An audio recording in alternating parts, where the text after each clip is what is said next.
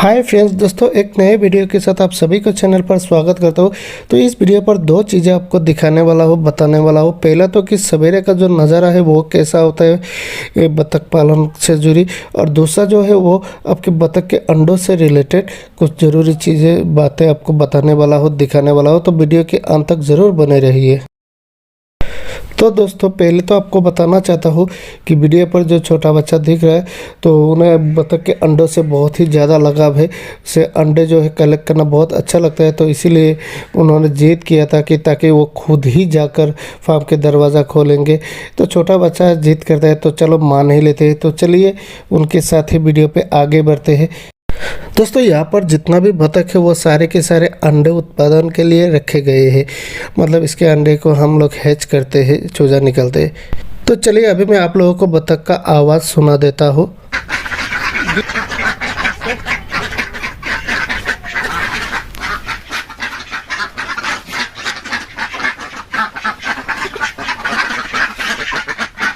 तो जब बतख फार्म घर से निकलते हैं ऐसे ही शोर शराबा करके निकलते हैं, तो हम लोग क्या करते हैं सवेरे खाने को देते हैं। तो आज हम भात देने वाले हैं, क्योंकि यही रात के लिए भात को जितना हो सके कम ही यूज़ करना अच्छा होता है, क्योंकि भात ज़्यादा खिलाने पर, बहुत ज़्यादा खिलाने पर फैट्स हो जाता है, तो अंडे की प्रोडक्शन पे कमी हो जाती है।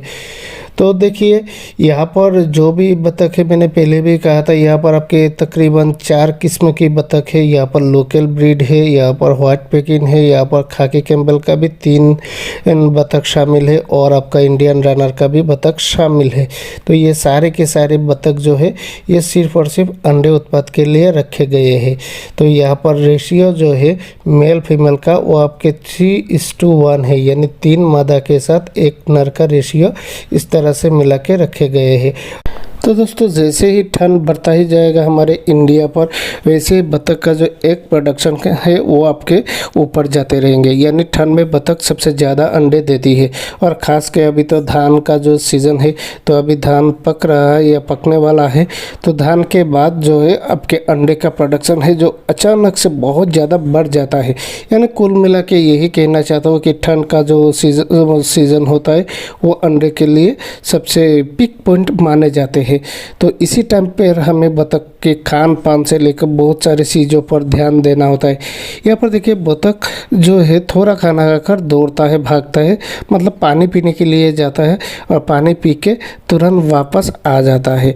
तो दोस्तों यहाँ पर जो भी बतख है आपके थोड़े दिन पहले तक अंडे देती थी, लेकिन हाल ही में गैप लिया और अभी फिर से दोबारा अंडे देना स्टार्ट कर दी। तो आज आपने देखा होगा कि 3 अंडे बतख ने दिए हैं। तो वीडियो के आखिर में फिर आपको दिखाने वाला हूँ, वो धीरे धीरे बढ़ता ही जाएंगे। यानी आपके हफ्ते 2 हफ्ते में वो 3 से लेके मतलब आपके 80 से लेके 90% अंडे हर रोज़ आना शुरू हो जाएंगे। तो फ्रेंड्स, तो ये जो बतख है, ये बतख को हम क्या करते हैं कि सवेरे अच्छी तरह से खाने दे देते हैं। उसके बाद जो है वो आसपास में धान खेती है, तो धान खेती में जाकर खुद ही खा लेती है। और अगर दोपहर को वापस आया तो जितना हो सके हम खाने दे देते हैं, और बाद में एक बार शाम को देते हैं। तो देखिए ज़्यादा अंडे प्रोडक्शन के लिए भरपेट खाना देना बहुत ही ज़्यादा ज़रूरी होता है। और मैंने इन बतख को फ्री रेंज एरिया में ही पाला है, क्योंकि फ्री रेंज में जो बतख का अंडों का जो हैचिंग रेट है वो ज़्यादा हाई होता है, और ख़ास करके पानी वानी का जुगाड़ होना चाहिए ज़्यादा हैचिंग रेट के लिए। तो यहाँ पर मैं इन बतख को पानी में भी दूंगा, वो भी आपको वीडियो पर दिखाऊंगा।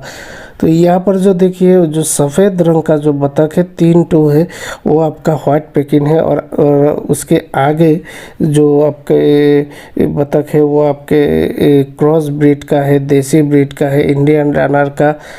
तो मैंने सारे बतख को एक साथ अभी मिला के रखा हुआ हो, तो इसलिए क्रॉस ब्रीड भी कभी कभार हो जाते हैं।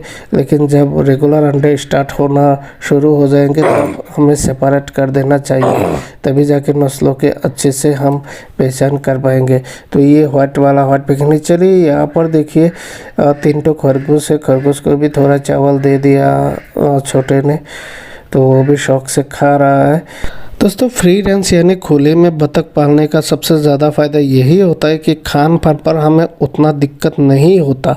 अगर हम बंद कमरे में इन बतख को पालते तो यकीनन खान पान पे बहुत ज़्यादा ध्यान देना होता।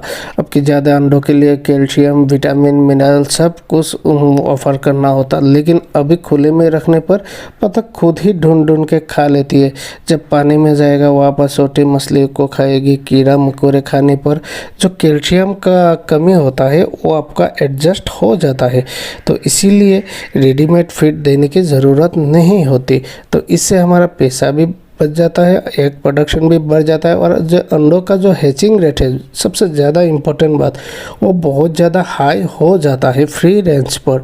तो आप भी अगर खुद से ही बतख के चूजे निकलना चाहते हैं तो जितना हो सके 10-20 उस हिसाब से बतख को खुले रेंज पर रखिए, ज़्यादा अच्छा रिजल्ट मिलेगा। तो अभी देखिए बतख जो है सारे के सारे खान पान के बाद पानी में जा रहा है। ये देखिए ये पूरा भाग दौड़ के साथ पानी में जाके उतर गया।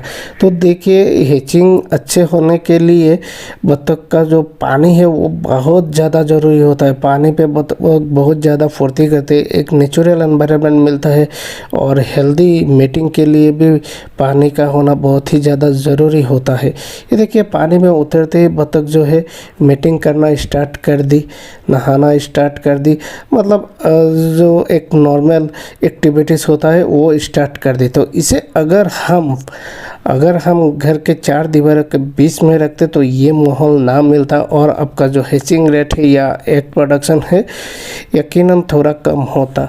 दोस्तों ज़रा गौर से वीडियो पर देखिए, पानी में उतरने के तुरंत बाद ही बतख जो है वो मेटिंग करना स्टार्ट कर दी। तो हेल्दी मेटिंग जो है वो आपके हैचिंग के लिए बहुत ज़्यादा ज़रूरी होता है। बहुत सारे लोग अक्सर शिकायत करते हैं कि मैंने मेरा इनक्यूबेटर पर 50 अंडे दिए थे, लेकिन 50 में 10 निकाले, 15 निकाले। तो देखिए हैचिंग के रेट के अच्छे होने के लिए हमें बहुत सारी चीज़ों पर ध्यान देना होता है। तो आपको एक फ्री एटमॉस्फेयर, आपका पानी, ये सब होना बहुत ही ज़्यादा ज़रूरी होता है। तो चलिए अभी अंडे जो दिए थे वो देखिए यहाँ पर 3 अंडे हैं, तो अभी 3 है। 2-4 दिन बाद ये 3 से 5 होंगे, 7 होंगे, 10 होंगे, इस तरह से बढ़ता ही जाएंगे। जब एक बार अंडे रेगुलर ज़्यादा आना स्टार्ट हो जाएगा तब हम लोग इसे हैचिंग के लिए इनक्यूबेटर पर रख देंगे। दोस्तों आज का जो अंडे है वो तो छोटा ऑमलेट बना कर ही खाएगा। तो आज के लिए इतना ही। थैंक यू, धन्यवाद।